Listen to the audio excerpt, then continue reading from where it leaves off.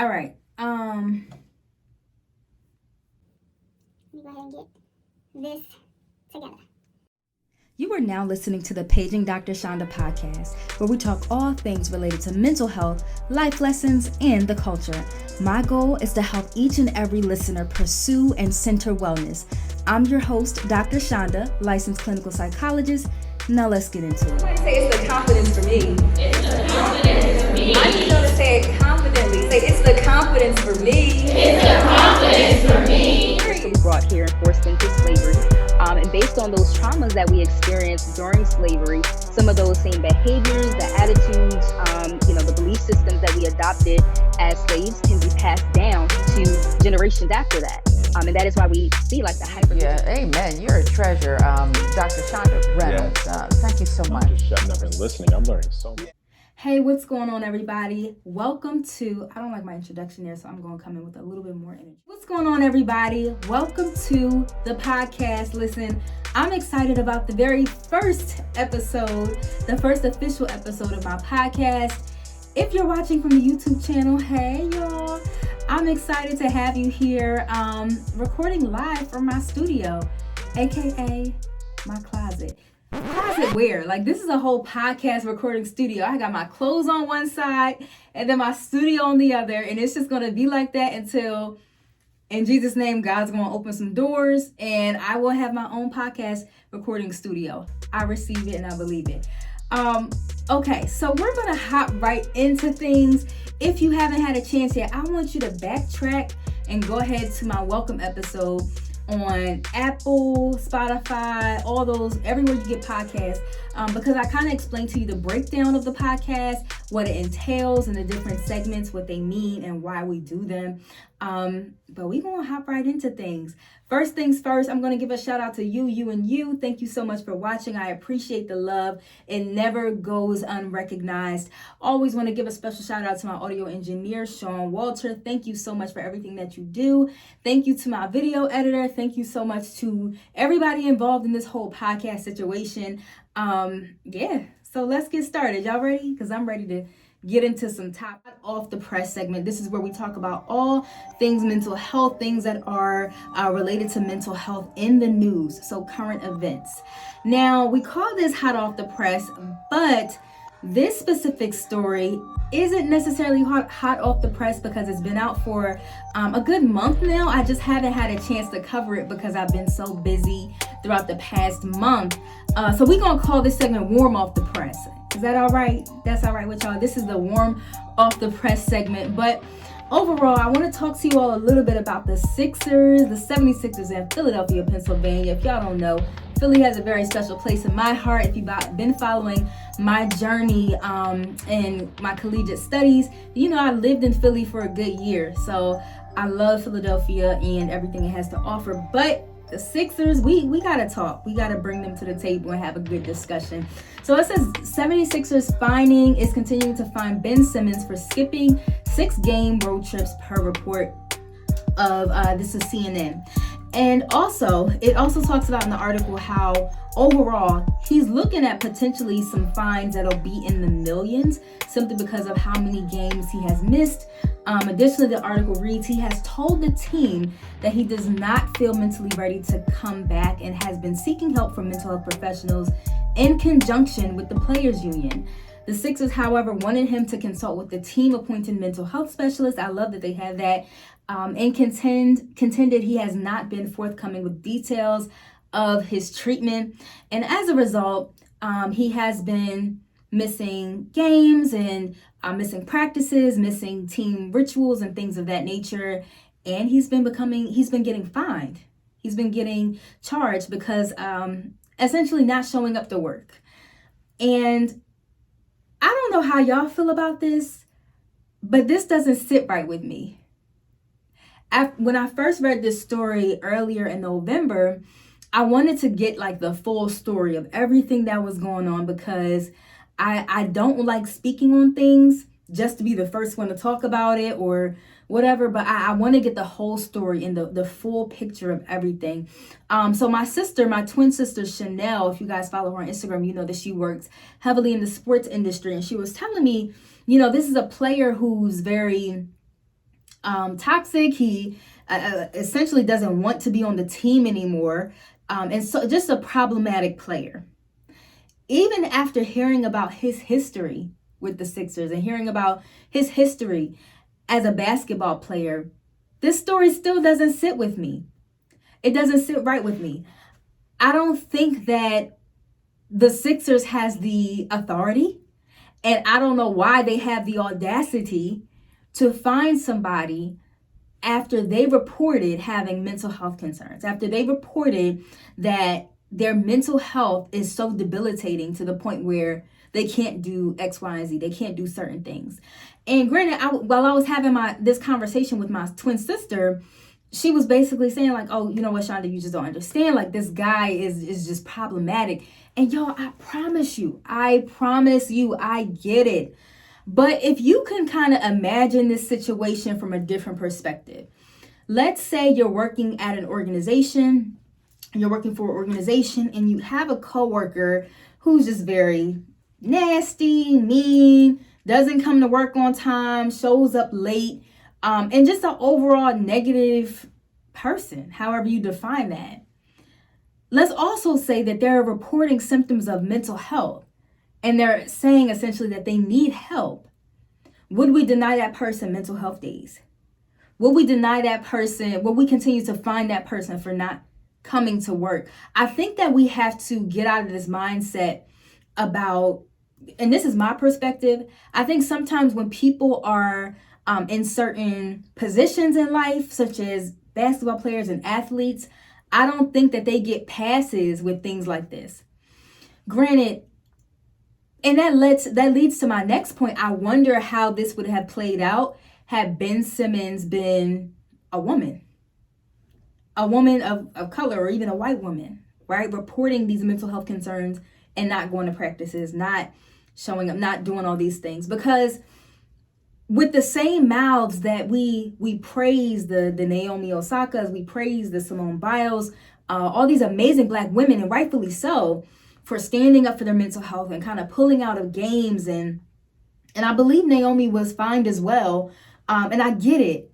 But they're dragging this brother. And also he's reporting mental health. And that's why I don't think that it's okay. One of the things that, and you'll learn this the more you listen to my podcast and really start to learn more about mental health, one of the symptoms of it is this sense of apathy, this sense of losing interest in things that you once were very interested in. I don't think that he's being a jerk with just not showing up to practices or just not showing up to these events and games and all that stuff. I don't think that he's being a jerk. I think that he's exhibiting symptoms of clinical depression. If somebody is saying, I'm experiencing mental health concerns, and they're not going to practice, a clinician who can put 2 and 2 together might say, that's a symptom of depression. That is a symptom of, X, Y, and Z, whatever he's experiencing at that time. But the fact that the Sixers they're penalizing this person after he reported experiencing mental health concerns, I don't think that that's cool. That's not cool at all.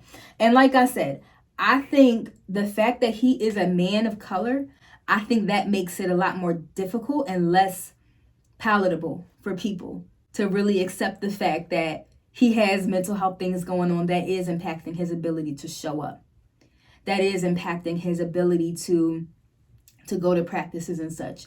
And even as I thought more about this story, my heart became even more heavy because I'm like, wow, Ben Simmons, he has the resources. He's being fined a couple million, but at the same time, he got it.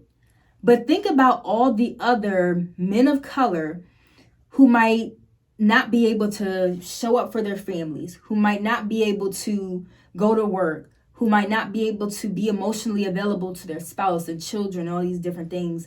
And they're labeled as being problematic. And they're labeled as being toxic. And they're labeled as, or being fined at work. And because they don't have the resources or they don't have the platform of a Ben Simmons, it is what it is. That person is just toxic. They don't have those resources to be able to help them. Or even if they are fine, it hits them a lot harder because they don't have the millions in the bank like a Ben Simmons. I really feel like we have to get to a place in our mental wellness space. A familiar statement that everybody's been saying for the past few years is safe spaces. Everybody wants to create a safe space. And I get it. I also feel like that term can be overused sometimes. But if we want to be so concerned with creating safe spaces, why aren't we creating those safe spaces for Black men or men of color who are also experiencing mental health concerns? Instead, we're allowing them to be fined. And I saw a few people kind of having his back in the article I was reading. I believe his agent was. I think a couple of teammates were as well. But like I said, when I hear about Ben Simmons, whether it's on Instagram or watching the news, this brother doesn't get a lot of support. This brother doesn't get a lot of just given the benefit of the doubt. And I think once we get to a place in our journey of making this mental health space and mental health, speaking about mental health more acceptable in society, then I think we'll be able to get to a place where we can stand up for brothers like the Ben Simmons of the world. The Ben Simmons who don't have the Ben Simmons platform, if that makes sense. Now, granted, I don't follow sports like that, so I don't know a lot of his history. I know what I've read on in news articles and kind of talking through this article with a few of my close friends. I stand by my opinion, but I could be wrong, and I'm humble enough to admit that. So if you guys have a different perspective, or if I'm missing something, please reach out and let me know. But how I'm feeling right now, I don't think that it's okay.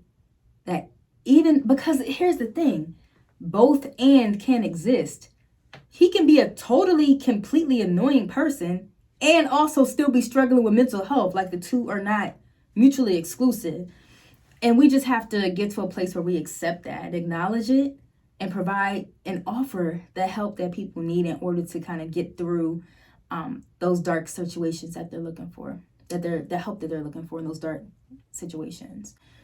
That's my take. That is the hot off the press. The warm off the press segment for the day. And if y'all have additional feedback, please do me a favor, hit me in my DM, or you can page Dr. Chanda. You can give me shoot me a text at 202-341-090. Go ahead and move into the topic today. We've been talking a little bit about symptomology, especially as it relates to Ben Simmons. But I want us all to keep in mind that outside of Ben Simmons, like, we all have symptoms. We all have what we call warning signs of our bodies that we should all be paying attention to. Oftentimes, mental health concerns come from us overriding those warning signs. It comes from us not paying attention to what our body is saying to us. And that's actually what we're talking about today. So, do me a favor, get your pens and notepads out. We're going to dig deeper into this topic and really talk about the warning signs, letting your body talk to you. Y'all remember that song? I know I'm not the only old school music lover. It was a song out there called Body Talk. You gotta let your body talk. I forgot who sang it, but it's like an old funk album. Really dope album. But you gotta let your body talk. Your body is talking to you. Are you listening? We're gonna figure out ways that we can be more attuned with what our body is saying to us. And like I said, when we override what our body is saying to us, we're more susceptible to illness. We're more susceptible to mental wellness concerns and not living up to our fullest potential. All right, so let's get it. So what is a warning sign? The definition of a warning sign is a type of sign which indicates a potential hazard, obstacle, or condition requiring special attention. I love that latter part. A condition requiring special attention. That means that if your body is warning you about something, or your body is saying something to you about, something is off, something ain't functioning right as it relates to our mental health, then we don't just stand there and do nothing, y'all. Like, we do something about it. It's saying that it needs attention. Therefore, we have to do what we need to do in order to kind of mitigate what's happening in our bodies. Okay? So I'm going to need y'all to do this. I want you to check in with your body daily, every single day. I'm going to say it again for the people in the back. I need you listening, to check in with your body daily. There should not be a day that goes by where your body's warning you about something through these symptoms we're going to go through, and you just override it. And you just overlook it and say, you know what, it'll pass. I'm gonna get through it. We have a tendency to do that in the Black community. We have a tendency, like when we feel, especially physical symptoms, especially when we feel physically ill, we have a tendency to just be like, nah, I'm gonna just power through. I'm gonna keep working. We gotta get out of that mindset. Because where did that mindset come from? Think about it. When our ancestors experienced physical ailment or even mental anguish, they weren't necessarily allowed to stop working or to stop producing. They had to continue to produce in pain. But we don't have that. We don't have that obligation today. We have a choice to be able to stop and check in with ourselves. Continuing to work in the midst of pain and feeling these warning signs is maladaptive. That's problematic. And if everybody talking about breaking generational curses on, Instagram, TikTok, and all that good stuff, that is a generational curse that we need to be focusing on how to break. Amen. Y'all know I'm churchy. Go ahead and type amen in the YouTube channel. Type amen in the review. Listen, I'm just getting started, and I hope y'all got y'all pens and papers out. All right. So we are to check in with our bodies daily. We got to let our bodies talk. Your body is always communicating with you. If I can give you a very brief example of how my body has been talking to me lately. If you've been listening to the episode before or the welcome episode on the audio podcast, I've been having a crazy busy couple of months, like literally team no sleep. And I'm an advocate for naps. Like, I like to nap. I like to get my good sleep. I need my full 8 hours if I'm going to, be productive the next day. But the past month has been driving me up the wall, y'all. Like, there were literally nights where I stayed in this closet working, where I did not go to sleep. I probably took like a 15-minute nap, then woke up, writing reports, writing deadlines, and then hopped on a call, started meeting with clients, did a speaking engagement that same day, and then later that night, I caught a train to Delaware. That's legit with like my schedule. That's just an example of how like insane it's been over the past couple of months. But last week, I remember this past week, just, working and working, whatever, not really giving myself too many breaks. And I wasn't, that was my norm. I just felt like, it's a busy season in my life. I got to get a lot done. I didn't really stop to thinking about what I was doing to myself until I felt my heart racing. And I started feeling like those heart palpitations. And I'm like, whoa, what's going on right now? And I know I'm a healthy person. I get checked out by my doctor. I go to physicals. I do all that stuff. So there aren't any physical ailments. So as the clinician in me was telling me to basically slow down and to acknowledge what was happening in my body. I'm not dying, because that's usually what happens when we experience like increased heart rate. Our mind goes into, oh my gosh, I'm having a heart attack. Oh my gosh, I'm dying. And then, this is a whole nother episode, y'all. And then that tends to exacerbate the heart rate. And then that's where people start to experience like panic attacks and getting dizzy and anxiety attacks and all those different things that can come out of that. But instead, I allowed my body to talk to me. Okay, my heart is racing. What's going on? And I began to listen to my body. Okay, what else am I feeling? If my heart rate is happening too, I can imagine there's some other things that could be happening in my body. So what else did I feel? It was tension in my neck, tension in other places in my body.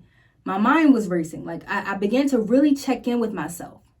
And because I checked in with myself, I was able to come up with a plan on reducing that stress level, which included getting better nights of rest, because I was not doing it. Dr. Chanda was not getting good nights of rest, y'all. I will admit that. Y'all can let me have it in the comment section. I know I'll be preaching to y'all about rest and stuff, but I am human as well. And I can acknowledge that I could have been doing better in that department. But I did allow my body to talk to me and to put me back on track. When was the last time you allowed your body to speak to you about some of the things that you could be doing better?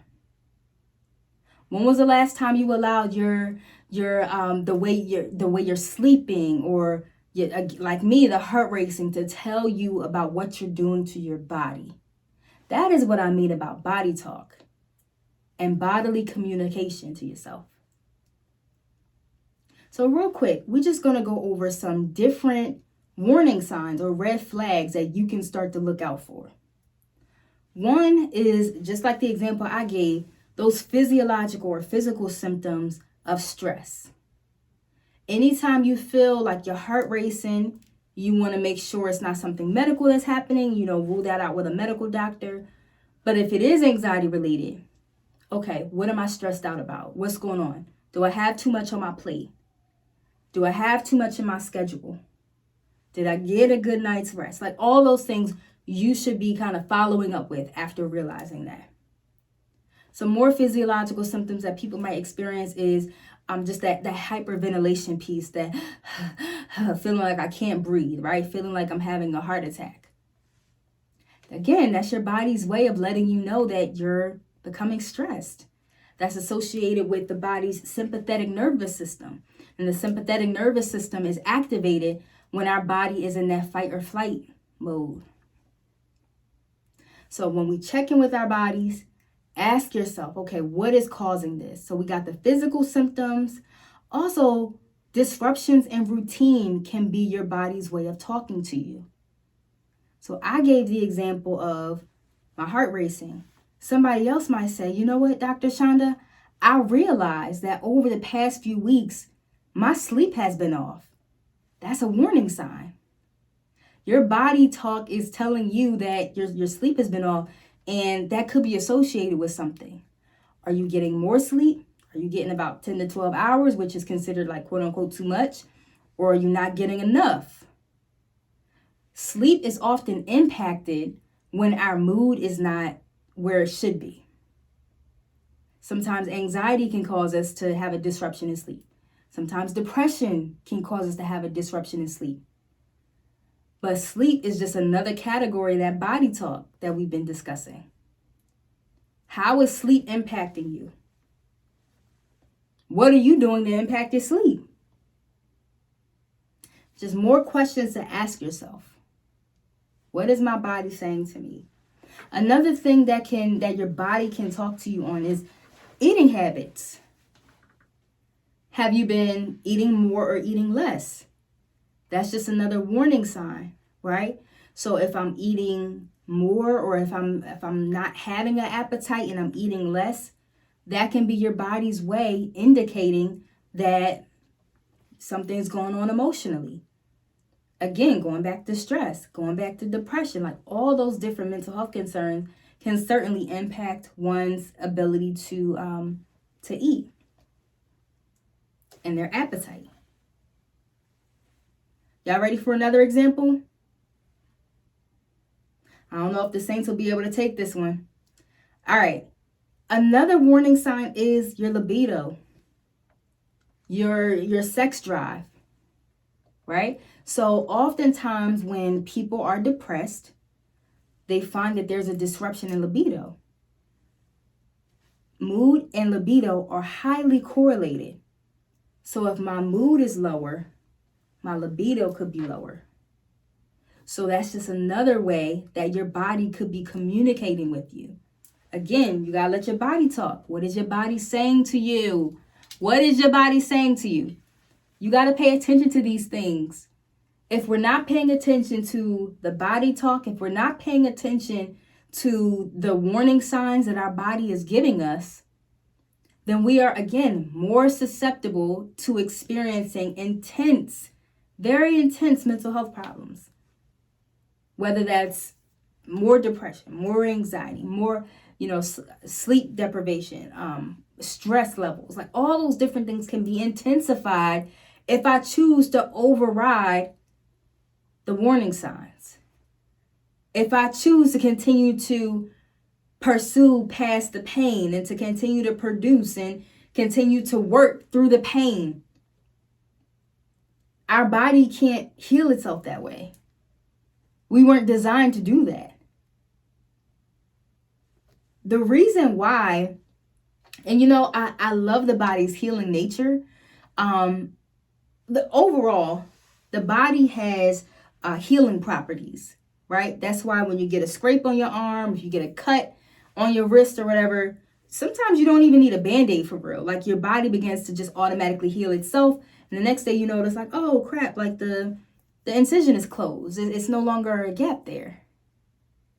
How can we allow even our minds to begin to go throughout that healing process, or our bodies to go through the healing process, if we're not paying attention to those warning signs? If we don't even know when we're hurt, if we don't even know that we're going to, because think about it, the body's natural response when you're exhausted is to get more rest, right? So that's the body's healing property.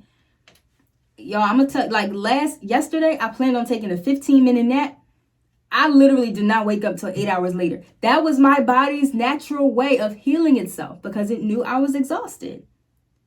But if we're constantly in this place of overriding, and I'm just gonna push past the exhaustion. I'm just gonna work through this exhaustion. I'm gonna continue to just work. You're not giving your body enough the momentum. You're not giving your body the space and the time to heal itself and to give you what you need. That is why y'all got to keep coming to this podcast and finding out what are some more warning signs. How do I utilize this information and practically apply it? That was just a shameless plug for the podcast. But no, even if you don't listen to the podcast, I want y'all to continue to listen to your body. Listen to your body talk. Listen to those warning signs that you're experiencing, and give yourself what your body thinks is what your body is craving. So like I said, I gave you the example of exhaustion and sleep, right? So my body needed sleep at that time. So what did it do? It automatically got more sleep, even though I did not plan on that. If you are feeling, if there's disruptions in other areas of your life, right? If you feel like that stress level is increasing, what is your body telling you that you need? Do you need a day to relax? Is your body telling you that you need to take things off of your plate? Is your body telling you that maybe you should cancel the rest of the meetings for the day and go to take a walk in the park? Or even take a walk in the park the next day? Like, what is your body telling you? How can you fall in line with some of these things that the body needs, essentially? Because, listen, how effective are we going to be at fulfilling your purpose, whatever that is? If God ordained you to be a social worker, or if God ordained you to be a teacher or a preacher or whatever, how can you fully show up in these areas if you continue to override what you're feeling and you're not giving yourself that time to recuperate and that time to refresh? If you're not mentally whole, or at least pursuing wholeness, not even to say you have to be whole yet to do all those things, but at least pursuing wholeness, pursuing health. Like, how can we show up to our fullest potential if we're not there yet, if we're not pursuing these things? That is my challenge for you. How can you continue to pursue health and wholeness? I want you to think about that question. From now to next week, that's what I tell my clients. You're going to work on this from now to the next time I see you. Even though you're not my clients. I want you to work on that. But, all right, so y'all have what you need to do between now and the next session. If you need a therapist, go ahead and download the Minds of the Culture app and find you a therapist so you can talk more about warning signs and stuff. But we're going to go ahead and transition to our closeout, which is Ask Dr. Chanda. Listen, y'all, I need y'all to submit some questions because my Ask Dr. Chanda was a little bit dry. I did put a little poll in my story, and I got some questions. They were mainly about dating and stuff. And I don't want to talk about that on this episode. I'd rather for it to be related to emotions and mental health and such. So go ahead and submit your questions. You can do that via DM, or you can text me 202-341-0909 in order to page Dr. Chanda. It's been real, y'all. I hope you enjoyed the podcast. I've been enjoying having y'all. Like, y'all like my friends for real. And yeah, make sure y'all come back, subscribe to the YouTube, make sure you download the podcast, you follow and subscribe to the podcast wherever you're listening from. I really appreciate y'all. Thank you for tuning in to another episode of the Paging Dr. Chanda podcast. Until next time, all right, y'all, have a good night. And don't forget, you have the power to create the emotions that you want to experience. All right, good night, y'all.